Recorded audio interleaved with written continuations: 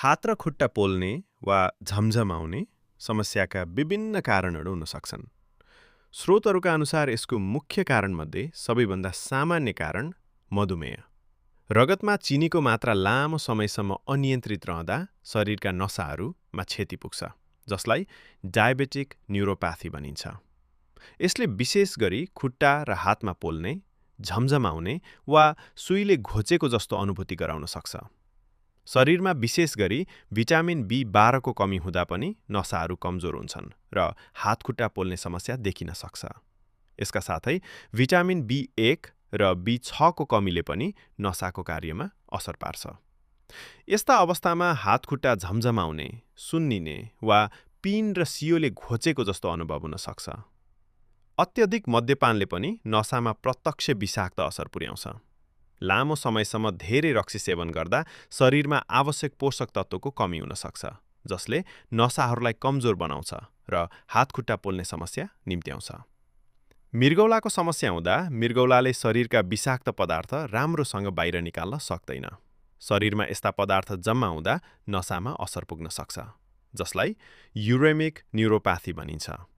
यसले हातखुट्टा पोल्ने, दुख्ने वा झमझमाउने समस्या ल्याउन सक्छ। थाइराइडको समस्या हुँदा शरीरमा थाइराइड हर्मोन कम उत्पादन हुन्छ। यसका कारण शरीरमा तरल पदार्थ जम्मा भएर नसाहरूमा दबाव पर्न सक्छ, जसले गर्दा खुट्टा पोल्ने, झमझमाउने वा कमजोरी महसुस हुन सक्छ। खुट्टाको औँला बीच हुने फङ्गल संक्रमण जस्ता छाला सम्बन्धी समस्याले पनि खुट्टा पोल्ने, चिलाउने वा बिजाउने समस्या गराउन सक्छ। विशेष गरी धेरै पसिना आउने, लामो समय जुत्ता लगाउने वा सरसफाइमा ध्यान नदिँदा यस्तो संक्रमण बढ्न सक्छ। केही औषधिहरूको साइड इफेक्टका कारण पनि नसामा क्षति पुग्न सक्छ। विशेष गरी क्यान्सरको उपचारमा प्रयोग हुने केमोथेरापीका औषधिहरू, केही एन्टिबायोटिक तथा एचआइभीका औषधिहरूले हातखुट्टा पोल्ने वा झमझमाउने समस्या गराउन सक्छन्।